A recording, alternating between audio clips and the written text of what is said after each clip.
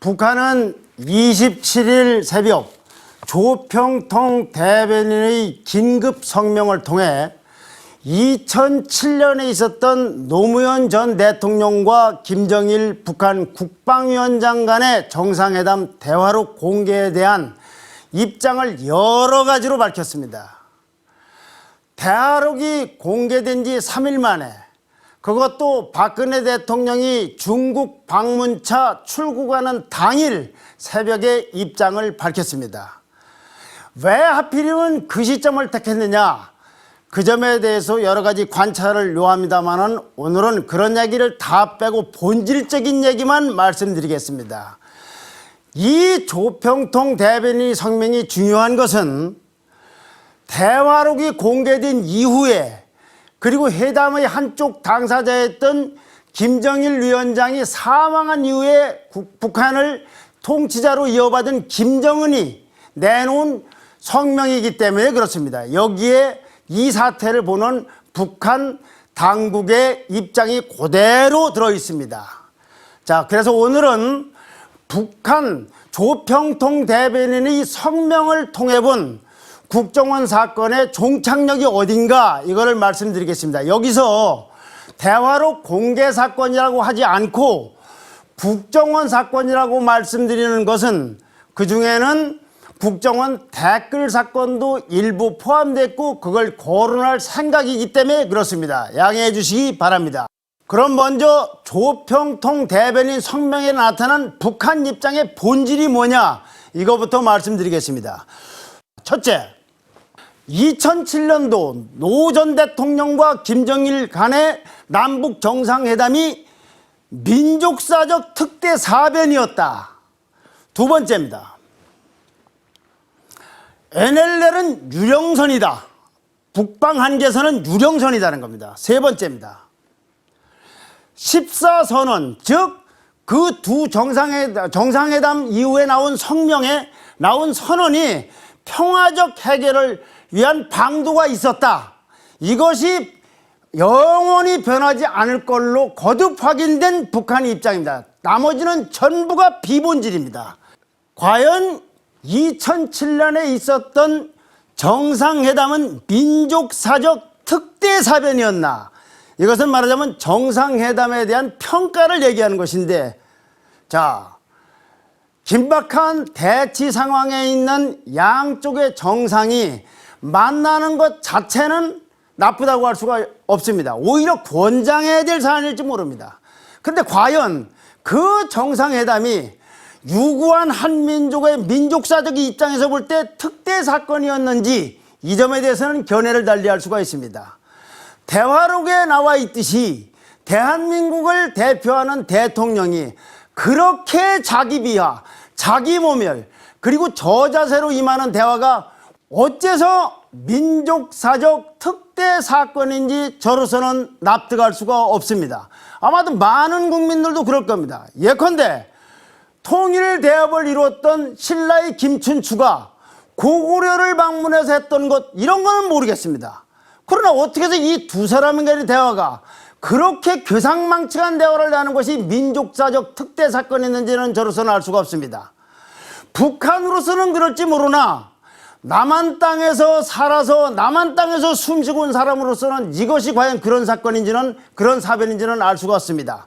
자, 그러니 우선 이 점에 대해서 제 정파는 분명하게 설명을 해야 될 것입니다. 자, 민족사적 특대 사변으로 보느냐 안 보느냐, 이것은 왜냐하면 북한이 불변 입장이기 때문에 이거에 대한 입장을 내놓고 국민적 평가와 심판을 받아야 된다고 생각이 됩니다. 자, 그 다음에는 NLL이 유령선이라는 북한 입장입니다. 만약에 서해 북방 한계선이 유령선이었다면 그동안 있었던 서해대전, 연평해전, 그리고 천안함 폭침, 그리고 연평도 피격사건, 이런 등등에서 희생된 우리들의 아들, 우리들의 조카, 이 사람들의 운명은 어떻게 되는 겁니까? 우리는 유령선을 지키기 위해서 그 많은 피를 흘렸단 말입니까? 그러니 공개에 대한 법적인 문제가 중요한 것이 아니라 NLL을 유령선이라고 보는 북한 입장, 거기에 대해서 각 정파는 유령선이다, 아니다, 이 입장을 분명히 밝힐 필요가 있습니다. 이것이 이번 사건의 핵심적인 가장 본질적인 부분입니다. 그 다음에 또 있습니다. 유령선이어서 평화적 해결을 찾나, 이 문제입니다. 서해안 경제지역을 평화적으로 활용하는 방법, 예컨대 공동 어로 수역으로 지정한다 등등 다 좋은 얘기입니다. 그러나 문제는 이것이 유령선이기 때문에 그렇게 해야 되는지, 아니다, 영토선인데도 다른 방법을 모색하는, 즉 평화를 찾는 방법에서 그렇게 해야 되느냐, 이건 전혀 다른 얘기다, 이게입니다. 북한은 유령선이기 때문에 거기에서 평화적 해결 방법을 찾아야 된다고 하고 있습니다.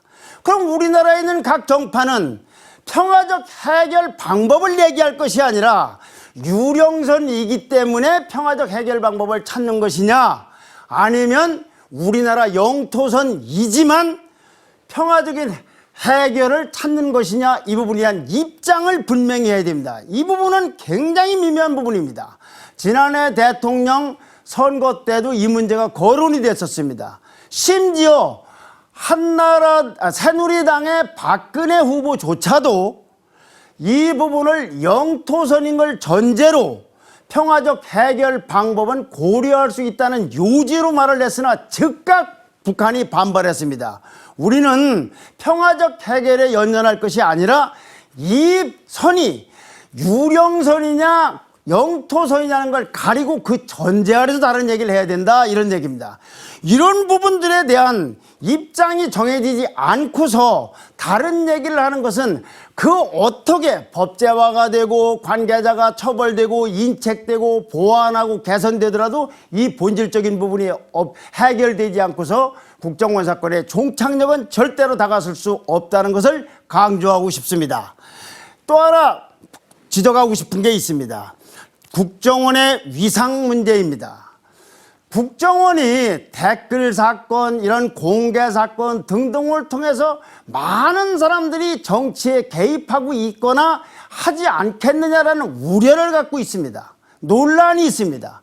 차제에 앞으로 우리나라가 선거를 수없이 많이 치러야 되니 이때 국정원이 정치에는 어디까지는 개입할 수 있고 어디까지는 관여할 수 없고 어떻게 하면 영원히 처벌받는다는 이 위상을 재정립해야 하지 않을까 싶습니다. 또 마지막으로 또 있습니다. 이와 같은 종착역으로 가는데 또 다른 변수들을 우리는 고려해야 됩니다. 하나는 이른바 장외 세력의 움직임입니다. 지금 국회가 국정조사까지 해가면서 뭔가 국회 차원에서 이 문제를 해결하려고 이른바 몸부림을 치고 있습니다. 이때 장외에서 왈가왈부하는 것이 과연 이 나라 정치를 위해서, 이 나라 국가 발전을 위해서 과연 도움되는지를 한번 고민을 해봐야 됩니다. 또 있습니다. 문재인 의원의 행동입니다. 문재인 의원은 2007년도 남북 정상회담의 준비위원장이었으며 노무현 전 대통령의 비서실장이었으며 지난해 대통령 선거 당시에 야당의 후보로 나왔었습니다. 이분은 지금 민주당의 지도부 차원의 이야기와는 조금 다르거나 앞서거니 뒤서거니 다른 얘기를 하고 있습니다. 또는 독자적인 얘기를 하고 있습니다. 그럴 게 아니라 그 당에 몸담고 있으니 그 당에서 당론을 결정되는 과정에서 자기 목소리를 관철하면 되는 것이지 어떻게 해서 다른 소리를 이렇게 앞서거니 뒤서거니 내는지 이해하기가 어렵습니다. 또 있습니다. 안철수 의원입니다. 안철수 의원은 27일 날에도 남재준 국가정보원장은 해임해야 된다. 그리고 NLL을 노무현 대통령이 포기한 건 아니지 않는다고 얘기를 했습니다.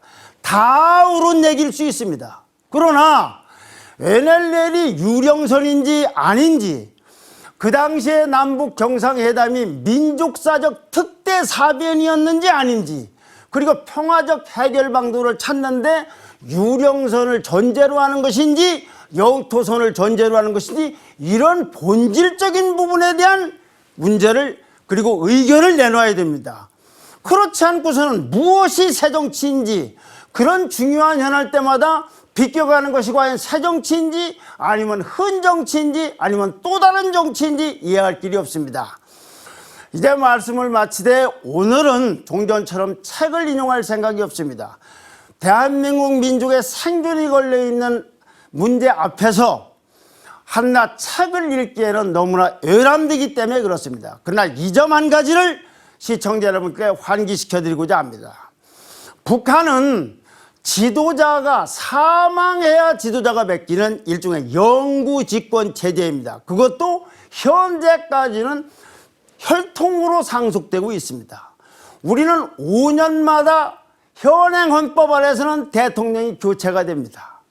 자, 이와 같은 현실 속에서 이런 문제가 매끄럽게 국가적 차원에서 정파적 문제를 떠나서 해결되지 않으면 이것은 선거 때마다 적어도 대통령 선거 때마다 또다시 불거질 겁니다.